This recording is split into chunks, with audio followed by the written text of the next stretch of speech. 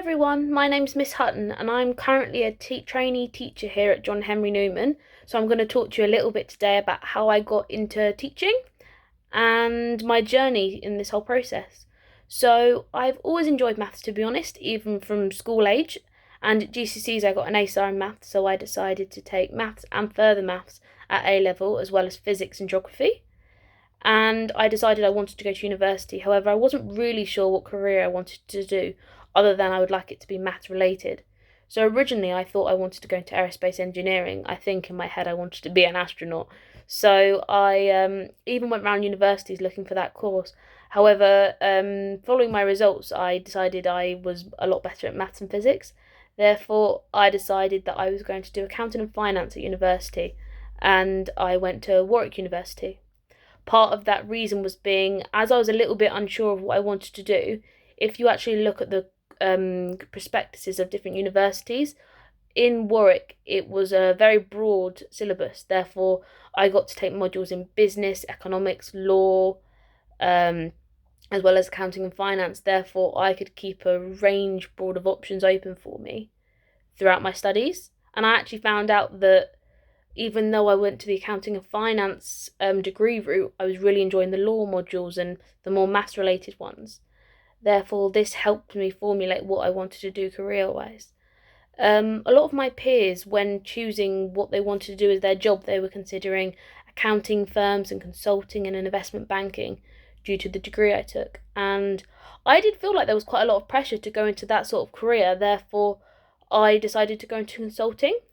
For the last year, I've been a management consultant at a firm called KPMG. This is one of the big four accounting firms in the world. And it was a really nice place to work, actually. There were really lovely people. Very hard to get into. Your process of entering a job in that sort of industry will involve like psychometric tests before you go. So you'll have to do personality tests and maths tests, as well as assessment centres and interviews, which is quite a grueling process, but it's worth it in the end for the job. It gave me the opportunity to work with companies like Tesco's, and when lockdown started, I started working with the civil service. So I helped man the call centre for the Nightingale hospitals, which was very nice. However, usually in that sort of job, which is one of the reasons why I decided to change, it is usually very focused on profit. So you are entering that job market with your aim being to create the company more money. And I thought to myself, you know what, I don't think I'd like to be in a career where I don't feel like I'm helping people. I want to directly impact people's lives every day. So I started to think to myself, what sort of job would allow me to do this? And teaching has always been something that's cropped up in my mind time and time again. And it's the first time I've actually stopped and thought, you know what, this is actually a career I'd like to do. It makes sense depending on the things I've done previously. For example, when I was at school, I used to help tutor children in maths. And then when I was at university, I used to work for a sports activity camp. It's called Barracudas. There I used to help be an instructor for sports, creativity, so art lessons, fencing. And it was for 4 to 14-year-olds, so more primary age, but it was something I really, really enjoyed doing. And thought, you know what, I'd like to be in teaching, although it's very different being a maths teacher rather than sport. I thought this is something I could see myself doing. So then it was the decision whether I take the primary or secondary route. And I decided to take secondary mainly for the fact that I thought I'd like to focus on maths. That is my subject and I'd like to go into that further.